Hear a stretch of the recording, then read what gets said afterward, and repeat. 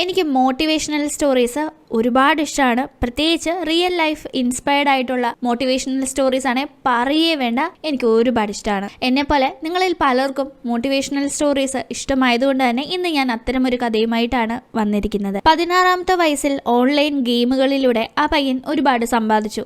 17ാമത്തെ വയസ്സ് അവൻ സ്കൂൾ പഠനം ഉപേക്ഷിക്കാൻ തീരുമാനിച്ചു. 18ാമത്തെ വയസ്സിൽ അവന്റെ വീട് കടക്കിടയിലേക്ക് കൂപ്പുകുത്തുന്നു. 19ാമത്തെ വയസ്സിൽ അവൻ ഒരു വലിയ ബിസിനസ്സുകാരനായി മാറുന്നു. കേൾക്കുമ്പോൾ കെട്ടുകഥ പോലെ തോന്നുന്നുണ്ടോ? എങ്കിൽ ഇത് റിയൽ ആണ്. വെറും ചുരുങ്ങിയ വർഷങ്ങൾ കൊണ്ട് തന്റെ കഷ്ടപ്പാടിൽ നിന്ന് വലിയ ജീവിത വിജയം നേടിയ ഒരു ചെറിയ പയ്യന്റെ കഥ പറഞ്ഞ 2011 റിലീസായ ദ ബില്യനർ എന്ന മനോഹരമായ ഈ ഒരു ഫീൽ ഗുഡ് ചിത്രം ജീവിതത്തിൽ നിരാശ തോന്നുന്ന സമയത്ത് എല്ലാവരും കണ്ടിരിക്കേണ്ട സിനിമകളുടെ കൂട്ടത്തിലുള്ള ഒന്ന് തന്നെയാണ്. നമുക്ക് വേഗം തന്നെ വീഡിയോയിലേക്ക് കടക്കാം. കഥയുടെ തുടക്കത്തിൽ തായ്ലൻഡിലെ തിരക്കേറിയ ഒരു ബാങ്കിലേക്ക് നമ്മുടെ കഥാനായകനായ ടോബ് എന്ന ടീനേജുകാരൻ ചെല്ലുന്നു. അവൻ അവിടെ ഒരു ഓഫീസറിന്റെ മുന്നിൽ ചെന്നിരുന്ന് തനിക്ക് 10 ലക്ഷം ബട്ട് വായ്പ വേണമെന്ന് പറയാണ്. ബട്ട് എന്നത് അവരുടെ തായ്ലൻഡിലെ കറൻസിയാണ്. ഏകദേശം 2.5 ഇന്ത്യൻ രൂപയുടെ മൂല്യമാണ് ഒരു ബട്ടിനുള്ളത്. ഈ ചെറിയ പയ്യൻ ഇങ്ങനെ വന്ന് ഇത്രയൊരു തുക ലോണായി ചോദിക്കുന്നത് കാണുന്ന ഉദ്യോഗസ്ഥൻ അത് മൈൻഡ് ചെയ്യുന്നില്ല. ഇവൻ അദ്ദേഹത്തോട്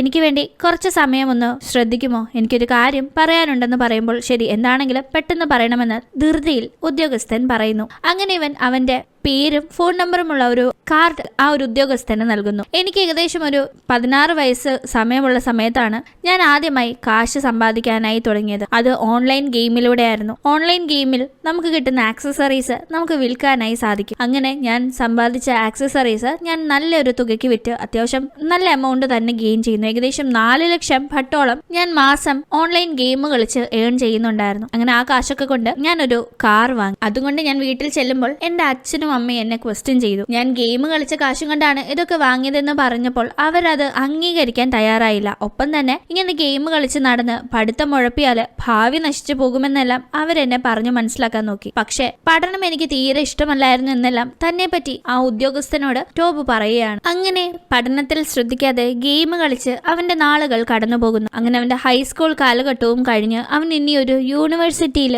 തുടർ പഠനത്തിന് പോകേണ്ട സമയമാകുന്നു. പക്ഷെ നല്ല യൂണിവേഴ്സിറ്റിയിലേക്കുള്ള എൻട്രൻസ് എക്സാം എഴുതിയിട്ടും അവന് പാസ്സാകാൻ സാധിച്ചില്ല. പാസ്സായില്ലെങ്കിൽ എന്താ, ക്യാഷ് കൊടുത്ത് പ്രൈവറ്റ് യൂണിവേഴ്സിറ്റിയിൽ അഡ്മിഷൻ വാങ്ങാമല്ലോ എന്ന കോൺഫിഡൻസിലായിരുന്നു അവൻ. അങ്ങനെ അവൻ ഒരു കടയിൽ പോയി ഗെയിമിംഗ് സ്റ്റേഷനുമൊക്കെ വിലപേശി വീട്ടിലേക്ക് വാങ്ങിക്കൊണ്ട് വരുന്ന സമയത്ത് അമ്മ അവനോട് എൻട്രൻസ് എക്സാമിന്റെ കാര്യം എന്തായെന്ന് ചോദിക്കുമ്പോൾ ഞാനൊരു പ്രൈവറ്റ് കോളേജിൽ പഠിക്കാനായി പോവാ, 60,000 ബട്ടൊക്കെ ഫീസ് വരുള്ളൂ, അതൊക്കെ ഞാൻ നിഷ്പ്രയാസം അടയ്ക്കുമെന്ന് അവൻ സംസാരിക്കുമ്പോൾ അത് കേൾക്കുന്ന അച്ഛൻ അവനോട് നിനക്ക് മാർക്കില്ലാത്തത് കൊണ്ട് തന്നെ പ്രൈവറ്റായി പഠിച്ച് വെറുതെ കാശ് കളയണ്ട, നീ ഏതെങ്കിലും ഗവൺമെന്റ് കോളേജിൽ പഠിച്ചാൽ മതിയെന്ന് അവനോട് പറയുന്നു. പക്ഷെ അത് അവന് ഇഷ്ടപ്പെടുന്നില്ല. എന്റെ കയ്യിൽ കാശുണ്ട്, എനിക്ക് ആരുടെയും സഹായം വേണ്ട, എന്റെ കാര്യം ഞാൻ നോക്കിക്കൊള്ളാമെന്നും പറഞ്ഞു അവൻ പ്രൈവറ്റ് ആയി തന്നെ പഠിക്കുമെന്ന് അച്ഛനോട് മറുപടി പറയുന്നു. പിന്നീട് ഇവന്റെ ഈ ഒരു പഠനത്തെ പറ്റി അമ്മയും അച്ഛനും തമ്മിൽ തർക്കിക്കുന്നുണ്ട്. മകൻ പറയുന്ന പോലെ പഠിപ്പിക്കാൻ അമ്മയും പഠിക്കാത്ത മകനെ ഇങ്ങനെ കാശ് മുടക്കി പഠിപ്പിക്കാൻ താല്പര്യമില്ലെന്ന് അച്ഛനും തർക്കിക്കുന്നു. ഇതേ ടൈം മുറിയിലെത്തി തന്റെ പാസ്ബുക്ക് തുറന്നു നോക്കുന്ന അവൻ ആകെ ഷോക്കാവുന്നു. കാരണം അവൻ കരുതിയ അത്രയും ക്യാഷ് അവന് അക്കൗണ്ട് ബാലൻസ് ആയി ഉണ്ടായിരുന്നില്ല. വളരെ കുറച്ച് തുകയേ ഉണ്ടായിരുന്നുള്ളൂ. എന്തായാലും ഗെയിം കളിച്ച് കാശ് സമ്പാദിക്കാമെന്ന് അവൻ കരുതുമ്പോൾ അടുത്ത പണിയും കിട്ടുന്നു. കാരണം അവന്റെ ഗെയിമിംഗ് അക്കൗണ്ട് അവൻ അനധികൃത കൊമേഴ്ഷ്യൽ ട്രാൻസാക്ഷൻസ് അതിൽ നടത്തിയെന്ന കാരണത്തിൽ ബാൻ ചെയ്യപ്പെടുന്നു. അങ്ങനെ ഗെയിമിലൂടെ കാശുണ്ടാക്കാമെന്ന അവന്റെ കോൺഫിഡൻസ് ആണ് അതിലൂടെ ഇല്ലാതായത്. അങ്ങനെ കാശുണ്ടാക്കാനായി കച്ചവടം ചെയ്യാനായി അവൻ തീരുമാനിച്ചു. അവൻ ഗെയിമിംഗ് സ്റ്റേഷനും മറ്റും വാങ്ങാറുണ്ടായിരുന്ന കടയിൽ ചെന്ന് കുറച്ച് സാധനങ്ങൾ അവൻ വില കുറച്ച് വിലപേശി വാങ്ങുന്നു. അത് കുറച്ച് നല്ല വിലയ്ക്ക് മറിച്ചു വെക്കാമെന്നാണ് അവൻ കരുതുന്നത്. അവൻ വാങ്ങിയ ഗെയിമിംഗ് സംബന്ധമായ ആ എക്യുപ്മെന്റ്സ് ഒക്കെ വിൽക്കാനായി ശ്രമിക്കുന്ന സമയത്ത് അതൊക്കെ ഡാമേജ്ഡ് ഐറ്റംസ് ആണെന്ന് അവന് മനസ്സിലാകുന്നത്. അവൻ നേരെ കടയിലേക്ക് ചെന്ന് തന്റെ സാധനങ്ങൾ തിരിച്ചെടുത്ത് ക്യാഷ് തരണമെന്ന് ആവശ്യപ്പെടുമ്പോൾ അവരത് തിരിച്ചെടുക്കാൻ തയ്യാറാവുന്നില്ല. അതൊക്കെ ഗ്യാരണ്ടി ഇല്ലാത്ത സാധനങ്ങളാ, ഞങ്ങൾക്കതൊന്നും തിരിച്ചെടുക്കാൻ കഴിയില്ല, നോക്കി കണ്ട് മേടിക്കേണ്ടത് നിന്റെ ഉത്തരവാദിത്തമായിരുന്നു എന്ന് കടക്കാരൻ പറയുമ്പോൾ ഇവൻ ആകെപ്പാടെ ദേഷ്യം വരുന്നു. കയ്യിൽ മിച്ചമുണ്ടായിരുന്ന ക്യാഷ് കൊടുത്ത് വാങ്ങിയതല്ലേ. അവൻ അവിടെ കിടന്ന് ബഹളം ഉണ്ടാക്കുന്നതും കടക്കാരൻ ആട്ടി ഓടിച്ചു വിടുന്നതും മാത്രം മിച്ചം. അവൻ അങ്ങനെ നിരാശയോടെ ആ ഒരു യൂസ്ലെസ് ആയ സാധനങ്ങളും കൊണ്ട് വീട്ടിലേക്ക് പോകുന്ന സമയത്ത് വഴിയിൽ വെച്ച് അച്ഛനെ കാണുന്നു. അങ്ങനെ രണ്ടുപേരും ഒന്നിച്ച് യാത്ര ചെയ്യുന്ന സമയം അവൻ തന്റെ ആദ്യ ബിസിനസ് ശ്രമം തന്നെ പരാജയപ്പെട്ട കഥ അച്ഛനോട് പറയുന്നു. അച്ഛൻ ഇതാണ് ലൈഫ് എന്ന് അവന് പറഞ്ഞു കൊടുക്കാൻ ശ്രമിക്കുകയാണ്. താഴ്ചകൾ ഉണ്ടാകാം, പക്ഷെ നമ്മൾ അതിൽ നിന്ന് ഉയർത്തെഴുന്നേൽക്കാൻ ശ്രമിക്കണമെന്ന് പറഞ്ഞ അച്ഛൻ അവന് പഠിക്കാനായി കുറച്ച് ക്യാഷ് കൊടുക്കാൻ നോക്കുമ്പോൾ അവന്റെ അഭിമാനം അത് വാങ്ങാൻ അവനെ അനുവദിക്കുന്നില്ല. എനിക്കിത് വേണ്ടെന്ന് പറഞ്ഞു അവൻ അത് റിജക്ട് ചെയ്യാണ്. അങ്ങനെ പിന്നീട് ഇവൻ എന്തായാലും പഠിക്കാൻ തന്നെ പോകുന്നു. അതും ഇവൻ ആഗ്രഹിച്ച പഠിച്ചതുപോലെ തന്നെ പ്രൈവറ്റ് യൂണിവേഴ്സിറ്റിയിൽ. അവൻ ഇത്രയും കാര്യങ്ങൾ ആ ഒരു ബാങ്ക് ഉദ്യോഗസ്ഥനോട് പറഞ്ഞുകൊണ്ടിരിക്കുമ്പോൾ അദ്ദേഹത്തിന് ഒരു സംശയം. കയ്യിൽ കാശില്ല, അച്ഛൻ സഹായത്തിനായി കൊടുത്ത കാശും വാങ്ങാതെ നിരസിച്ചു, പിന്നെ എങ്ങനെ പ്രൈവറ്റ് യൂണിവേഴ്സിറ്റിയിൽ പഠിച്ചു എന്ന്. അത് പിന്നെ ഞാൻ അച്ഛന്റെ ഒരു മാല മോഷ്ടിച്ച് പണയം വെച്ചു. അങ്ങനെ എനിക്ക് 1,00,000 ഭട്ട് കിട്ടിയിരുന്നു. അതിൽ 50,000 60,000 ഭട്ടം കണ്ടാണ് ഞാൻ അഡ്മിഷന് വേണ്ടി ചെലവാക്കിയത്. അങ്ങനെയാണ് കോളേജിൽ പഠിക്കാൻ തുടങ്ങിയതെന്ന് അവൻ പറയുന്നു. അതിനുശേഷം ബാക്കി കഥയും. അങ്ങനെ അവൻ കോളേജിൽ പഠിക്കുന്നുണ്ടെങ്കിലും പഠനത്തോട് അപ്പോഴും അവന് വലിയ താല്പര്യമില്ല. പഠനമല്ല അവന്റെ മേഖലയെന്ന് അവൻ അറിയാമായിരുന്നു. അതുകൊണ്ട് തന്നെ കോളേജ് നോട്ട്സ് ഒക്കെ റെക്കോർഡ് ചെയ്യാനായി ഒരു സുഹൃത്തിനെ ഏൽപ്പിച്ച് അവന്റെ ഗേൾ ഫ്രണ്ടിനോടും അല്പനേരം സംസാരിച്ചു കഴിഞ്ഞ് തിരിച്ച് കാറിൽ യാത്ര ചെയ്യുന്ന സമയത്ത് നന്നായി വിശന്ന ടോബ് അവിടെ ഒരു പരസ്യം കാണുന്നു. അത് ഫുഡ് പ്രോസസിംഗ് മെഷീൻസ് പരിചയപ്പെടുത്തുന്ന ഒരു എക്സിബിഷന്റെ പരസ്യമായിരുന്നു. അവൻ അവിടേക്ക് ചെന്ന് അവിടെ സാമ്പിളായി വെച്ചിരിക്കുന്ന ഭക്ഷണങ്ങൾ എടുത്തു കഴിക്കുന്നു. ആ ഒരു സമയത്താണ് ചെസ്നട്ടുകൾ തയ്യാറാക്കുന്ന ഓട്ടോമാറ്റിക് മെഷീൻ അവൻ ആദ്യമായി കാണുന്നത്. അത് അവന്റെ ഉള്ളിൽ വല്ലാത്ത കൗതുകം ഉണ്ടാക്കുന്നു. അവൻ അധികം വൈകാതെ ആ ഒരു മെഷീനും സ്വന്തമാക്കിയാണ് വീട്ടിലേക്ക് എത്തുന്നത്. ഇത് കണ്ട് അച്ഛനും അമ്മയും ഞെട്ടിപ്പോകുന്നു. താൻ ചെസ്നട്ട് കച്ചവടം തുടങ്ങാൻ പോവുകയാണെന്ന് അവൻ പറയുന്നു. എത്ര രൂപയ്ക്ക് ഈ മെഷീൻ വാങ്ങിയതെന്ന് അച്ഛൻ തിരക്കുമ്പോൾ, അല്ലെ ഇത് ഞാൻ വാങ്ങിയതല്ല, ഇത് ഞാൻ 50,000 ഭട്ടിന് വാടകയ്ക്ക് എടുത്തതാണെന്ന് അവൻ പറയുമ്പോൾ, അച്ഛൻ നീ മണ്ടത്തരമാ കാണിച്ചത്, ഇത് 30,000 ഭട്ടിന് നമ്മുടെ ലോക്കൽ മാർക്കറ്റിൽ കിട്ടുന്ന സെയിം സാധനം അത്രയും രൂപ നശിപ്പിച്ചില്ല എന്നെല്ലാം പറയുന്നു. അവിടെ രംഗം രൂക്ഷമാകുമ്പോൾ അച്ഛനെ അമ്മ സമാധാനിപ്പിച്ച് അകത്തേക്കൊക്കെ കൊണ്ടുപോകുന്നുണ്ട്. പക്ഷെ താൻ ചെയ്തത് മണ്ടത്തരമാണെന്നോ തന്റേത് തെറ്റായ തീരുമാനമാണെന്നോ സമ്മതിക്കാനായി തയ്യാറല്ലായിരുന്നു ടോം. അവൻ കച്ചവടം മുന്നോട്ട് കൊണ്ടുപോകാൻ തന്നെ തീരുമാനിക്കുന്നു. ക്ലാസുകൾ കട്ട് ചെയ്ത് ചെസ്നട്ടുകൾ വിൽക്കുന്ന മറ്റ് കച്ചവടക്കാരെ ചെന്ന് കണ്ട് അവരിൽ നിന്ന് കുറെ കാര്യങ്ങൾ മനസ്സിലാക്കാനായി ശ്രമിച്ചു. കൂടാതെ അവന് ക്ലാസ്സിൽ പോകേണ്ട സമയത്ത് അവന്റെ ഒരു അങ്കിളിനെ കട നോക്കാനായി ഏൽപ്പിക്കുകയാണ്. അവൻ ഈ ചെസ്നട്ട് കട സ്ഥാപിച്ചിരിക്കുന്നത് ഒരു മാളിനകത്താണ്. കച്ചവടം പക്ഷെ നല്ല രീതിയിലൊന്നും പോകുന്നില്ല. അതുകൊണ്ട് തന്നെ അവൻ എങ്ങനെ കച്ചവടം വിപുലീകരിക്കാമെന്ന് ഒരു മാർക്കറ്റിൽ കറങ്ങി നടന്ന് ആലോചിക്കുകയാണ്. ഈ സമയത്ത് കൂടെയുള്ള ഗേൾ ഫ്രണ്ട് ലിന്നിനെ പോലും അവൻ വലിയ കാര്യമായി മൈൻഡ് ചെയ്യുന്നില്ല. ആ പേരിൽ ഇവർക്കിടയിൽ ചില പ്രശ്നങ്ങൾ ഉണ്ടാകുന്നു. ആ സമയത്താണ് അവൻ ഒരു കാര്യം കാണുന്നത്. കച്ചവടത്തില് വിലക്കുറവും ഓഫറും അതേപോലെ തന്നെ കച്ചവടം ചെയ്യുന്ന സ്ഥലവും പ്രധാനമാണ്. തങ്ങൾ ഇപ്പോൾ ചെസ്നട്ടുകൾ വിൽക്കാനായി തെരഞ്ഞെടുത്തിരിക്കുന്ന മാളിലെ ആ സ്ഥലമല്ല, മാളിലെ നല്ല തിരക്കുള്ള എല്ലാവരും ശ്രദ്ധിക്കുന്ന ഒരു സ്ഥലം വേണമെന്ന് അവൻ മനസ്സിൽ ഉറപ്പിച്ച് അതിനെപ്പറ്റി അവിടുത്തെ മാനേജറിനോട് സംസാരിച്ച് അങ്ങനെ ഒരു സ്ഥലം ഒപ്പിച്ചെടുക്കുന്നു. അങ്ങനെ ഈ പുതിയ സ്ഥലത്തോട്ട് കച്ചവടം മാറ്റിയ ദിവസം അവന് ക്ലാസ്സിൽ എക്സാം ആണ്. അവൻ എക്സാം എഴുതാനായി ഇരിക്കുന്ന സമയത്ത് ഫോൺ റിങ് ചെയ്യുന്നുണ്ട്. പക്ഷേ കോൾ അറ്റൻഡ് ചെയ്താൽ എക്സാം എഴുതാൻ സാധിക്കില്ല എന്ന് മനസ്സിലാക്കുന്ന അവൻ കോൾ അറ്റൻഡ് ചെയ്ത് എക്സാം ഉപേക്ഷിക്കാൻ തീരുമാനിക്കുന്നു. അങ്ങനെ അവൻ കോൾ അറ്റൻഡ് ചെയ്യുമ്പോൾ വിളിച്ചിരിക്കുന്നത് അങ്കിളാണ്. നല്ല കച്ചവടമുണ്ട്, എക്സ്ട്രാ ഒരു ചാക്ക് ചെസ്നട്ടും കൂടി വേണമെന്ന് അങ്കിള് പറഞ്ഞതുകൊണ്ട് അവൻ അതുമായി അങ്ങോട്ടേക്ക് ചെല്ലുന്നു. കച്ചവടം അന്ന് നന്നായി നടക്കുന്നു എന്ന് മനസ്സിലാക്കുന്ന അവൻ ഈ രീതിയിൽ കച്ചവടം മുന്നോട്ട് പോയാൽ കച്ചവടം വിപുലീകരിക്കുന്നതിന്റെ സാധ്യതകളെ പറ്റി ചിന്തിക്കുന്നു. അവൻ ആ കാര്യം അങ്കിളിനോട് പറയുമ്പോൾ, നമുക്കിപ്പോ ഒന്ന് പച്ച പിടിച്ച് ഇന്ന് തുടങ്ങിയതല്ലേ ഉള്ളൂ, പതിയെ പോരെ എന്ന് അങ്കിള് ചോദിക്കുമ്പോൾ അവൻ അതിന് തയ്യാറല്ല. അങ്ങനെ ഈ മാളിന്റെ പല ബ്രാഞ്ചുകളിലായി ഇതുപോലെ ചെസ്നട്ട് കച്ചവടം അവൻ സ്റ്റാർട്ട് ചെയ്യാണ്. കച്ചവടം നല്ല രീതിയിൽ മുന്നോട്ട് പോകുന്നു. പക്ഷെ അധികം വൈകാതെ പ്രശ്നം വരികയാണ്. അത് ഈ ചെസ്നട്ട് ഉണ്ടാക്കുന്നതിന്റെ ഇടയിൽ ഉയർന്നു വരുന്ന പുക മാളിന്റെ സീലിംഗുകളിൽ കറ പിടിപ്പിക്കുന്നു എന്നതായിരുന്നു. അതുകൊണ്ട് തന്നെ ഇതിന് എന്തെങ്കിലും പരിഹാരം കണ്ടില്ലെങ്കിൽ ഇവിടുന്ന് കച്ചവടം മാറ്റേണ്ടി വരുമെന്ന് മാൾ അധികൃതർ അവനെ അറിയിക്കുമ്പോൾ അത് താൻ റെഡിയാക്കാമെന്ന് അവൻ അവർക്ക് ഉറപ്പ് കൊടുക്കുന്നു. അങ്ങനെ അവൻ കറ പിടിച്ച സീലിംഗിന് രാത്രി പെയിന്റിംഗ് അടിച്ചുകൊണ്ടിരിക്കുമ്പോൾ അത് അവന് പൂർത്തിയാക്കാൻ സാധിക്കും മുന്നേ മാള് ക്ലോസ് ചെയ്യാൻ സമയമായെന്ന് പറഞ്ഞ് സെക്യൂരിറ്റി അവനെ പുറത്താക്കാൻ നോക്കുന്നു. അവൻ കുറച്ച് ക്യാഷ് കൊടുത്ത് സെക്യൂരിറ്റിയെ കുറച്ചു നേരം കൂടി തരുമോ എന്ന് സ്വാധീനം ചെയ്യാൻ നോക്കുന്നുണ്ടെങ്കിലും അവന്റെ അമ്മയുടെ മുന്നിൽ വെച്ച് ടോബിനെ സെക്യൂരിറ്റി അപമാനപ്പെടുത്തി സംസാരിക്കുന്നു. തുടർന്ന് അമ്മ അവനോട് മതി നിർത്ത്, നമുക്ക് പോകാമെന്ന് പറയുന്നു. ഈ സമയത്ത് അവൻ പോകാൻ കൂട്ടാക്കാത്തപ്പോഴാണ് അമ്മ അവനോട് നമുക്ക് പാസ്പോർട്ടൊക്കെ എടുക്കണം, നാളെ തന്നെ നമ്മൾ ഇവിടം വിട്ട് ചൈനയിലേക്ക് പോവുകയാ, അവിടെയാണ് ഇനി നമ്മൾ താമസിക്കാൻ പോകുന്നതെന്ന് അറിയിക്കുന്നു. അച്ഛന്റെ ബിസിനസ് എല്ലാം കടത്തിൽ മുങ്ങിയതോടുകൂടി ഇവിടം വിട്ട് പോകാൻ പോവുകയാണെന്ന കാര്യം മനസ്സിലാക്കുന്ന അവന് അതിനോട് താല്പര്യമില്ലെങ്കിലും പെട്ടെന്നൊന്നും ചെയ്യാൻ സാധിക്കുന്നുണ്ടായിരുന്നില്ല. അങ്ങനെ അടുത്ത ദിവസം പാസ്പോർട്ടിനായി ഫോട്ടോ എടുക്കാൻ ചെന്നിരിക്കുന്ന അവൻ വളരെ അസ്വസ്ഥനായിരുന്നു. എങ്കിലും അവൻ ആ ഒരു തീരുമാനമെടുത്ത് ഫോട്ടോ എടുക്കാതെ നേരെ അച്ഛന്റെയും അമ്മയുടെയും അടുത്ത് ചെന്ന്, നിങ്ങൾ തിരിച്ച് ചൈനയിലേക്ക് പോക്കോ, ഞാനില്ല, ഞാൻ ഇവിടെ തന്നെ നിന്ന് അച്ഛൻ ആഗ്രഹിച്ചതുപോലെ പഠിക്കാൻ പോവുകയാണെന്നെല്ലാം പറയുന്നു. അങ്ങനെ അവനെ ഇവിടെ ആക്കി അച്ഛനും അമ്മയും തിരിച്ചു പോകുന്നു. അവൻ മാളിലേക്ക് ചെന്ന് കഴിഞ്ഞ ദിവസം പൂർത്തിയാക്കാൻ സാധിക്കാൻ സീലിംഗിന്റെ പെയിന്റിംഗ് ബാക്കി ചെയ്യാനായി നിൽക്കുമ്പോഴാണ് പറഞ്ഞ സമയത്തിനകം സീലിംഗ് റെഡിയാക്കി കൊടുക്കാത്തതിന്റെ പേരിൽ മാൾ അധികൃതർ ഇവരുടെ കച്ചവടമെല്ലാം മാറ്റാൻ പറഞ്ഞു എന്ന കാര്യം അവൻ അറിയുന്നത്. അങ്ങനെ അവൻ ആകെ പ്രതിസന്ധിയിലാകുന്നു. ഈ ഒരു കാര്യത്തിൽ അവനൊന്നും തന്നെ ചെയ്യാൻ സാധിക്കുമായിരുന്നില്ല. അവൻ അങ്ങനെ വളരെ സങ്കടമുള്ള ഒരു സിറ്റുവേഷൻ സ്റ്റേഷനിലൂടെ കടന്നു പോകുന്ന സമയത്താണ് കുറച്ചു ദിവസത്തെ ഗ്യാപ്പിന് ശേഷം അവൻ ഗേൾ ഫ്രണ്ടായ ലിന്നിനെ കാണുന്നത്. അന്ന് ഇവർ കണ്ട് വഴക്കിട്ട് പിരിഞ്ഞതിന് ശേഷം ഇവൻ ഇവളെ കണ്ടിട്ടില്ലായിരുന്നു. ഇപ്പോൾ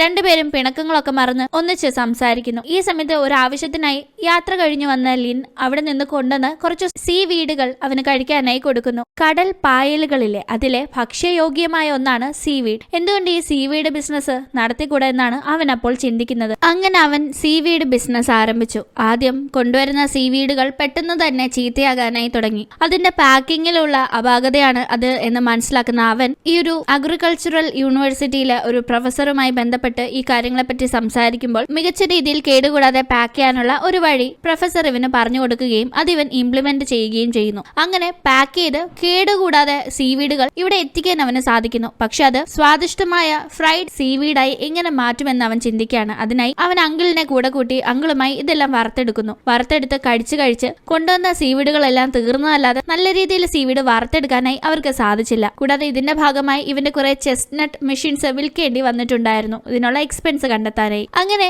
ഇനി എന്ത് ചെയ്യും? ഇനി വറുത്ത് നോക്കാനായി സീവീഡ്സ് ഒന്നും തന്നെ മിച്ചമില്ല. കയ്യിൽ വാങ്ങാൻ ക്യാഷ് ഇല്ല. ഉള്ള സീവീഡ്സ് എല്ലാം വറുത്ത് രുചിയുണ്ടോ എന്ന് കഴിച്ചു നോക്കി അതെല്ലാം തീരുകയും ചെയ്തു. അങ്ങനെ ആകെ പ്രശ്നത്തിൽ പെട്ടിരിക്കുന്ന സമയത്താണ് അങ്കിള് ബാത്റൂമിൽ തെന്നിയടിച്ച് വീണ് പരിക്കേൽക്കുന്നത്.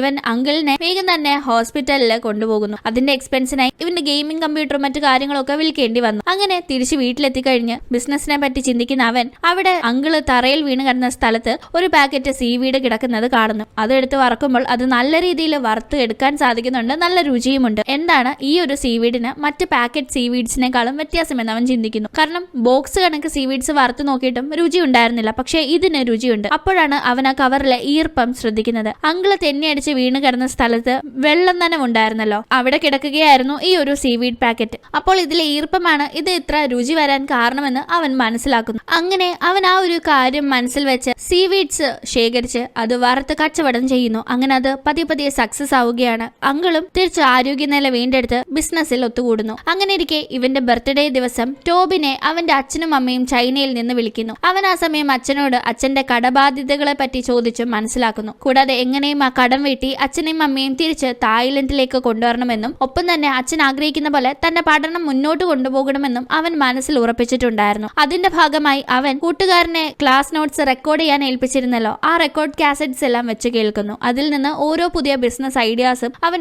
മനസ്സിലാക്കുകയാണ്. ആ സമയത്താണ് അവന് ഒരു സൂപ്പർ മാർക്കറ്റിലേക്ക് തന്റെ പ്രോഡക്റ്റ് കൊണ്ടെത്തിച്ചാൽ അതിന് കൂടുതൽ റീച്ച് കിട്ടുമെന്ന് മനസ്സിലാക്കുന്നത്. അങ്ങനെ അവൻ ഒരു വലിയ സൂപ്പർ മാർക്കറ്റ് ശൃംഖലയുടെ കോർപ്പറേറ്റ് ഓഫീസിലേക്ക് ചെന്ന് അവന്റെ പ്രോഡക്റ്റ് അവിടെ പരിചയപ്പെടുത്താനായി നോക്കുന്നു. ഏറെ നേരം വെയിറ്റ് ഇരുന്ന് ഒടുക്കം അവിടുത്തെ ഓഫീസറിനെ കാണാനായി അവന് അവസരം കിട്ടുമ്പോൾ അവന്റെ പ്രോഡക്റ്റ് കാണുന്ന ഓഫീസർ അത് നിരസിക്കുകയാണ്. കാരണം അത് വലിയ പാക്കറ്റിൽ കുറച്ച് ഓവർ പ്രൈസ്ഡ് പോലെയാണ് അവർക്ക് തോന്നിയത്. ചെറിയ സാമ്പിൾ പാക്കറ്റ്സ് ആയിരിക്കും നല്ലതെന്നെല്ലാം അവർ സജഷൻസ് പറയുന്നു. കാരണം ആ പാക്കറ്റ്സ് ആണ് ഞങ്ങളുടെ ഷെൽഫിനും അനുയോജ്യം. കൂടാതെ ഇത് നടക്കില്ലെന്ന് അവർ പറയുമ്പോൾ ഒന്ന് രുചിച്ചു നോക്കാനായി അവൻ റിക്വസ്റ്റ് ചെയ്യുന്നുണ്ടെങ്കിലും അവരതിന് തയ്യാറായില്ല. അങ്ങനെ അവൻ തിരിച്ച് താമസ സ്ഥലത്തേക്ക് എത്തുമ്പോൾ അവിടെ അവനെ കാത്ത് ലിന്നുണ്ട്. ഇവന്റെ കുടുംബത്തിന്റെ കടബാധ്യതയെ പറ്റി അപ്പോഴാണ് ലിൻ മനസ്സിലാക്കിയിട്ടുണ്ടായിരുന്നത്. ഇവൻ ഇങ്ങനെ കഷ്ടപ്പെടുന്നത് കാണുന്ന അവൾ തന്റെ അച്ഛനോടും അമ്മയോടും പറഞ്ഞ് ഇവന്റെ കടബാധ്യതയൊക്കെ ഒന്ന് മാറ്റാനായിട്ടുള്ള ക്യാഷ് സംഘടിപ്പിക്കാമെന്ന് പറയുമ്പോൾ അത് വലിയ അപമാനമായി തോന്നുന്ന ടോബ് അവളോട് ദേഷ്യപ്പെട്ട് പർപ്പസ്ഫുള്ളി അവൾ പിണങ്ങി പോകട്ടെ എന്ന് കരുതി അവളെ ഇഗ്നോർ ചെയ്ത് അകത്ത് കയറി പോകുന്നു. അവൻ അങ്ങനെ വെറുതെ ചെയ്തതാണ്. അവളോട് സത്യത്തിൽ അവന് യാതൊരു ദേഷ്യവുമില്ല. അതുകൊണ്ട് തന്നെ അന്ന് രാത്രി സങ്കടം കാരണം അവൻ ഉറങ്ങാനായി സാധിച്ചില്ല. അടുത്ത ദിവസം അവൻ കുറെ ചെറിയ പാക്കറ്റ് സ്നാക്സ് വാങ്ങിക്കൊണ്ട് കവർ ഡിസൈൻ ചെയ്യുന്ന ഒരു കടയിലേക്ക് ചെല്ലുന്നു. ഇതുപോലെ മനോഹരമായ ഒരു കവർ എന്റെ പ്രോഡക്റ്റിന് വേണമെന്ന് പറഞ്ഞ് അവൻ അവന്റെ റിക്വയർമെന്റ്സ് ഡിസൈനറിനോട് പറയുന്നു. അങ്ങനെ നല്ല മനോഹരമായ അട്രാക്റ്റീവായ പുതിയ പാക്കറ്റുകളോടുകൂടി തന്റെ സീവീഡ്സ് ആ ഒരു ഓഫീസറിനെ കാണിക്കാനായി അവൻ പോകുന്നു. ഏറെ നേരം അവൻ കാത്തിരുന്നിട്ടും അവരെ കാണാൻ സാധിച്ചില്ല. ഇവർ തന്നെ മനഃപൂർവ്വം അവോയ്ഡ് ചെയ്യുകയാണെന്ന് കരുതി അവനൊടുക്കം നിരാശയോടെ ലിഫ്റ്റിലേക്ക് കയറി പോകാനായി ഒരുങ്ങുന്നു. ഇറങ്ങുന്നതിന് മുന്നേ ലിഫ്റ്റിലെ സെക്യൂരിറ്റിക്ക് ആ ഒരു ബോക്സ് ഫുൾ സീവീഡ് അവൻ ഗിഫ്റ്റ് ചെയ്തിട്ടാണ് പോകുന്നത്. ഇതേ ടൈം പുറത്തിരുന്ന് അവനെ കാണാനായി ആ ഓഫീസർ എത്തിയിരുന്നെങ്കിലും അവൻ അതിനോടകം വെളിയിലേക്ക് പോയതുകൊണ്ട് തന്നെ കാണാൻ സാധിച്ചില്ല. അവൻ അങ്ങനെ നിരാശനായി മടങ്ങി പോകുന്നു. പക്ഷേ അപ്പോഴേക്കും ആ ഒരു കമ്പനിക്കകത്ത് അവന് വേണ്ടിയുള്ള നറുക്ക് വീണിട്ടുണ്ടായിരുന്നു. കാരണം അവൻ സെക്യൂരിറ്റിയെ ഏൽപ്പിച്ച ആ ഒരു ബോക്സിലുള്ള സീവീഡ്സ് ആ ഒരു ലിഫ്റ്റിലേക്ക് കയറിയ ആ കമ്പനിയിലെ പല ജോലിക്കാരുടെ കയ്യിലേക്കും സെക്യൂരിറ്റി കൊടുക്കുന്നു. അവർക്ക് അതിന്റെയൊക്കെ രുചി വല്ലാതെ ഇഷ്ടപ്പെട്ടു. ആ കൂട്ടത്തിൽ തന്നെ ടോബ് കാണാനായി ശ്രമിച്ചിട്ട് അവസരം കിട്ടാഞ്ഞ ആ ഒരു ഓഫീസറിനും ആ ഒരു പാക്കറ്റ് സീവീഡ് ലഭിക്കുകയാണ്. അവരും അതിന്റെ ആ ഒരു രുചിയും അതിന്റെ പാക്കേജിങ്ങും ഇഷ്ടപ്പെട്ടത് കൊണ്ട് തന്നെ ടോബിനെ കമ്പനിയിലേക്ക് അതിന്റെ ഡിസ്കഷന് വേണ്ടി വിളിപ്പിക്കുന്നു. പക്ഷേ പക്ഷേ കാര്യങ്ങൾ അവന് പോസിറ്റീവായിട്ടാണ് എത്തിയതെങ്കിലും ഒരു പ്രശ്നമുണ്ട്. ഈ ഒരു സ്ഥാപനത്തിന് നല്ല ബൾക്ക് എമൗണ്ടിലാണ് ടോബിന്റെ പ്രോഡക്റ്റ് വേണ്ടത്. കൂടാതെ ഇവൻ നിർമ്മിക്കുന്ന പ്രോഡക്റ്റിന് GMP സർട്ടിഫിക്കറ്റും വേണം. അതിനോടൊപ്പം തന്നെ പ്രോഡക്റ്റിന്റെ എക്സ്പയറി ഡേറ്റ് മാനുഫാക്ചറിംഗ് ഡേറ്റിനേക്കാൾ 80 ദിവസങ്ങൾ മുന്നിൽ നിൽക്കണം. അങ്ങനെ ഈ പല കാര്യങ്ങൾ ഡിമാൻഡ് ആയിട്ടുണ്ട്. വീട്ടില് ഒരു ചെറിയ രീതിയിൽ ബിസിനസ് നടത്താനായിട്ടാണ് ടോബ് കരുതിയത്. അതുകൊണ്ട് തന്നെ അവന് ഈ ബൾക്ക് എമൗണ്ടിൽ കുറഞ്ഞ സമയത്ത് പ്രോഡക്റ്റ് നിർമ്മിക്കാൻ സാധിക്കില്ല. കൂടാതെ GMP സർട്ടിഫിക്കറ്റ് വേണമെങ്കിൽ അതിന് ഫാക്ടറി സെറ്റപ്പ് വേണം. അങ്ങനെ അതിനായിട്ടുള്ള എക്സ്പെൻസിന് വേണ്ടി ലോൺ സംഘടിപ്പിക്കാനായിട്ടാണ് ബാങ്കിലേക്ക് ടോബ് എത്തിയത്. അവൻ തന്റെ മുന്നിലിരിക്കുന്ന ബാങ്ക് ഉദ്യോഗസ്ഥനോട് ഇത്രയും കാര്യങ്ങൾ പറഞ്ഞു നിർത്തുന്നു. ബാങ്ക് ഉദ്യോഗസ്ഥൻ ഇവന്റെ കഥ കേട്ട് ഇൻസ്പയർഡ് ആവുന്നു, മോട്ടിവേറ്റഡ് ആവുന്നു. ഇവൻ എത്രത്തോളം കഷ്ടപ്പെട്ട് ഈ ഒരു കൊച്ചു പ്രായത്തിനിടയിൽ എത്രത്തോളം അനുഭവങ്ങൾ നേടി എന്ന കാര്യങ്ങൾ മനസ്സിലാക്കി അവനെ ഒരു വലിയ ബഹുമാനത്തോടെ സംസാരിക്കുന്നുണ്ടെങ്കിലും ഇവിടെ കാര്യമതല്ലോ. ഇവിടെ വേണ്ടത് ലോണാണ്. പക്ഷെ എബോവ് 40 lakhs ഓൾറെഡി ഇവന്റെ കുടുംബത്തിന് കടമായുണ്ട്. ഇവനാണെങ്കിൽ 19 വയസ്സേ പ്രായമായിട്ടുള്ളൂ. ഇവന് ഇനിയും എങ്ങനെ ലോൺ കൊടുക്കുമെന്ന പ്രശ്നത്തിലാകുന്നു ആ ഉദ്യോഗസ്ഥൻ. അതുകൊണ്ട് താൻ ഇതിൽ നിസ്സഹായനാണ്, സഹായിക്കണമെന്ന് അതിയായ ആഗ്രഹമുണ്ടെങ്കിലും ഒന്നും തന്നെ ചെയ്യാൻ പറ്റാത്ത അവസ്ഥയാണെന്നില്ല ബാങ്ക് ഉദ്യോഗസ്ഥൻ സങ്കടത്തോടെ തന്നെ പറയുമ്പോൾ ഇവന്റെ മുന്നിലും ഇനി ഇരുട്ട് മാത്രമാണുള്ളതെന്ന് അവന് തോന്നുന്നു. അവസാന പ്രതീക്ഷയും അസ്തമിച്ച് അവൻ കാറിൽ വന്നിരുന്ന് പൊട്ടിക്കരയുന്നു. അതിനുശേഷം താൻ പരാജയപ്പെട്ടു എന്ന് മനസ്സിനെ പറഞ്ഞുറപ്പിച്ച് അച്ഛന്റെയും അമ്മയുടെയും കൂടെ ചൈനയിലേക്ക് തന്നെ പോയി സെറ്റിൽ ആകാമെന്ന് കരുതി അവൻ പാസ്പോർട്ടിന് ഫോട്ടോ എടുക്കാനായി പോകുന്നു. അതിനുശേഷം അവന്റെ ആ ഒരു കാറിലെ അവൻ ഓൺലൈൻ ഗെയിം കളിച്ച് വാങ്ങിയ ആ കാർ വിറ്റ് അവൻ ഫ്ലൈറ്റ് ടിക്കറ്റിനുള്ള കാശും കണ്ടെത്തുന്നു. അങ്ങനെ പോകാനായി തന്നെ ഉറച്ചു നിൽക്കുന്ന സമയത്താണ് ഇവരുടെ വകയായ ഒരു ഗോഡൌണിനെ പറ്റി അവൻ അങ്കിളിൽ നിന്ന് അറിയുന്നത്. അത് ജപ്തിയുടെ വക്കില് കിടക്കാണ്. എന്തായാലും ലാസ്റ്റ് പ്രതീക്ഷ എന്ന വണ്ണം കുറച്ചു പേരിൽ നിന്ന് കടം വാങ്ങി അവിടെ ഗോഡൌണ് ഒരു ഫാക്ടറി ആക്കി മാറ്റാനായി അവൻ തീരുമാനിക്കുന്നു. ഇതുപോലെ ഒരു സെറ്റപ്പ് ഉണ്ടെന്ന് അറിയാത്തതുകൊണ്ടാണ് അവൻ ഇങ്ങനെ ഒരു സ്ഥലം തന്നെ കിട്ടാനായിട്ട് ലോണിന് അപേക്ഷിച്ചത്. ഇപ്പോൾ ഇങ്ങനെ സ്ഥലമുള്ളത് കൊണ്ട് കുറച്ച് കാശ് മതിയായിരിക്കും ഫാക്ടറി ആക്കാനെന്നാണ് അവൻ കണക്ക് കൂട്ടുന്നത്. അങ്ങനെ അവൻ അങ്കിളുമായി ചേർന്ന് അവിടെ ഒരു ഫാക്ടറി സെറ്റ് ചെയ്തെടുക്കുന്നു. തുടർന്ന് അവിടെ ക്വാളിറ്റി ചെക്കിങ്ങിനും GMP സർട്ടിഫിക്കറ്റ് നൽകുന്നതിന്റെ പരിശോധനയ്ക്കുമൊക്കെയായി ഓഫീസേഴ്സ് എത്തുന്നു. അവർ പരിശോധിച്ച് ചെറിയ ചെറിയ തെറ്റുകളൊക്കെ ചൂണ്ടിക്കാണിക്കുന്നുണ്ട്. ട്യൂബ് ലൈറ്റിന് കവറില്ല, ചെറിയൊരു ഡ്രെയിനേജിന്റെ ഇതുണ്ട്, ഹാൻഡ് വാഷ് ചെയ്യുന്നിടത്ത് ലെഗ് കൊണ്ട് ഓപ്പറേറ്റ് ചെയ്യാൻ സാധിക്കുന്നില്ല, അങ്ങനെ ചില കാര്യങ്ങൾ. കൂടാതെ അവർ പോകാനായി ഇറങ്ങുന്ന സമയത്ത് ഇവർക്കൊക്കെ കൈക്കൂലി കൊടുത്താലേ കാര്യം നടക്കുമെന്ന് പറഞ്ഞ് അങ്കിൾ അവനെ കുറച്ച് ക്യാഷ് ഏൽപ്പിക്കുന്നുണ്ട്. പക്ഷെ അവൻ എന്തുകൊണ്ടോ ആ കാശ് അവർക്ക് കൊടുക്കാതെ നന്ദി പറഞ്ഞ് അവരെ യാത്രയാക്കുന്നു. അങ്ങനെ പിന്നീട് ആ കാശും കൊണ്ട് അവർ പറഞ്ഞ പ്രശ്നങ്ങൾ അവൻ ഫാക്ടറിയിൽ പരിഹരിക്കുന്നുണ്ടെങ്കിലും സർട്ടിഫിക്കറ്റ് ലഭിക്കുമെന്ന് അവൻ കരുതിയില്ല. പക്ഷെ ഒരു ദിവസം അപ്രതീക്ഷിതമായി അവനെ തേടി ആ സർട്ടിഫിക്കറ്റ് ഫാക്സ് ആയി എത്തുന്നു. ആ ഒരു കമ്പനി ഇവന്റെ പ്രോഡക്റ്റ് അവരുടെ സൂപ്പർ മാർക്കറ്റിൽ സെയിൽ ചെയ്യാനായി തയ്യാറായി എന്ന ഫാക്സ് കണ്ട് അവൻ സന്തോഷിക്കുകയാണ്. അവന്റെ എല്ലാ പരിശ്രമത്തിനും ഫലം ലഭിച്ചിരിക്കുന്നു. അങ്ങനെ കമ്പനി ആവശ്യപ്പെട്ട അത്രയും തന്നെ പ്രോഡക്റ്റുകൾ സമയത്തിനുള്ളിൽ തയ്യാറാക്കി പാക്ക് ചെയ്ത് അയക്കാനായുള്ള എല്ലാ സജ്ജീകരണങ്ങളും ചെയ്തിരിക്കുന്നു. ഈ ഒരു ടൈം ടോബ് വളരെ ഇമോഷണലായി അങ്കിളിനോട് എന്റെ എല്ലാം തന്നെ ഞാൻ ഇതിൽ ഇൻവെസ്റ്റ് ചെയ്തിരിക്കുന്നു, ഇതും കൂടി വിജയിച്ചില്ലെങ്കിൽ ഒരിക്കലും ഇനി എനിക്ക് മുന്നോട്ടൊന്നുമില്ല എന്നെല്ലാം അവൻ പറഞ്ഞ് ആ ഒരു പ്രോഡക്റ്റുകളും കൊണ്ട് യാത്രയാകുന്നു. അങ്ങനെ ലോജിസ്റ്റിക്സ് ഡിപ്പാർട്ട്മെന്റിന്റെ അവിടെ എത്തുന്ന സമയത്ത് അല്പസമയം വൈകിയിരുന്നു. അതിന്റെ പേരിൽ ഉദ്യോഗസ്ഥൻ ആദ്യമൊന്ന് നീരസം പ്രകടിപ്പിക്കുന്നുണ്ടെങ്കിലും ഇവൻ അദ്ദേഹത്തോട് അപേക്ഷിച്ച് ഇവന്റെ പ്രോഡക്റ്റും എടുക്കാനായി സമ്മതിക്കുന്നു. അങ്ങനെ കാര്യങ്ങളെല്ലാം നല്ല രീതിയിൽ പ്ലാൻ ചെയ്തപടി തന്നെ ചെയ്ത് തീർക്കാനായി ദൈവം അവന്റെ കൂടെ നിന്നു. ഇപ്പോൾ കാര്യങ്ങൾ പോസിറ്റീവായിട്ടാണുള്ളതെന്ന് മനസ്സിലാക്കുന്ന അവൻ അച്ഛനെ ഫോൺ വിളിച്ച് അച്ഛനും അമ്മയും എത്രയും പെട്ടെന്ന് തിരിച്ചു വരണമെന്ന് പറയുന്നു. മകന്റെ ജീവിതം പച്ച പിടിച്ചു തുടങ്ങി. അവൻ പ്രതീക്ഷ പോലെ തന്നെ അവന്റെ ജീവിതം എത്തിക്കാനായി അവന് സാധിക്കുന്നു എന്ന് മനസ്സിലാക്കുന്ന അച്ഛനും അമ്മയും സന്തോഷം കൊണ്ട് കരയുന്നു.